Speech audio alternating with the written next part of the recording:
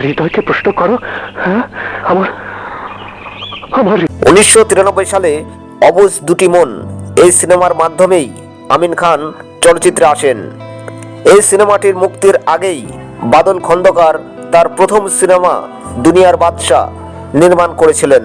এতে আমিন খানের নায়িকা ছিলেন শাবনূর।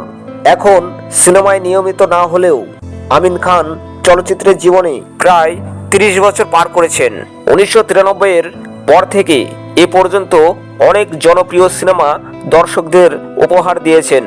এর মধ্যেই উল্লেখযোগ্য কিছু সিনেমা রয়েছে, যেমন হৃদয় থেকে হৃদয়, দুনিয়ার বাদশা, হৃদয় আমার, শয়তান মানুষ, জনম জনম, আমার মা, মনের মতো মন, লাল দরিয়া, পিতার আসন, হীরাচুনি পান্না।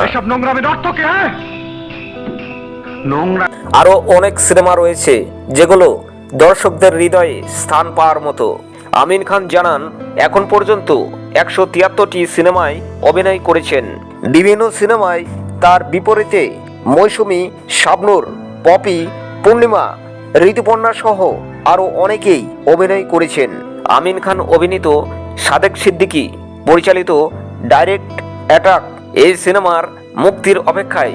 চলচ্চিত্রে ছাড়াও আমিন খান বহু নাটক ও টেলিফিল্ম অভিনয় করেছেন এবং বিজ্ঞাপনে মডেল হয়েছেন। আমিন খান প্রায় 10 বছর ধরে ওয়ালটনে কর্মরত। বর্তমানে তিনি এই প্রতিষ্ঠানের সিনিয়র ডিরেক্টর হিসাবে কর্মরত। আমিন খান বলেন, আমার চলচ্চিত্র জীবনে পরবর্তীতে আমার চাকরি জীবন নিয়ে বেশ সন্তুষ্ট।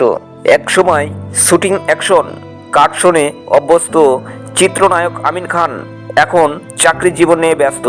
একটি বেসরকারি প্রতিষ্ঠানে বড় দায়িত্বে আছেন। এখন আর সেরকমভাবেই চলচ্চিত্র জগতে সঙ্গে নেই আমিন খান। বন্ধুরা, ভিডিওটি যদি ভালো লাগে তাহলে চ্যানেলটি সাবস্ক্রাইব করে পাশে থাকেন। তুমি আমার ভালোবাসা।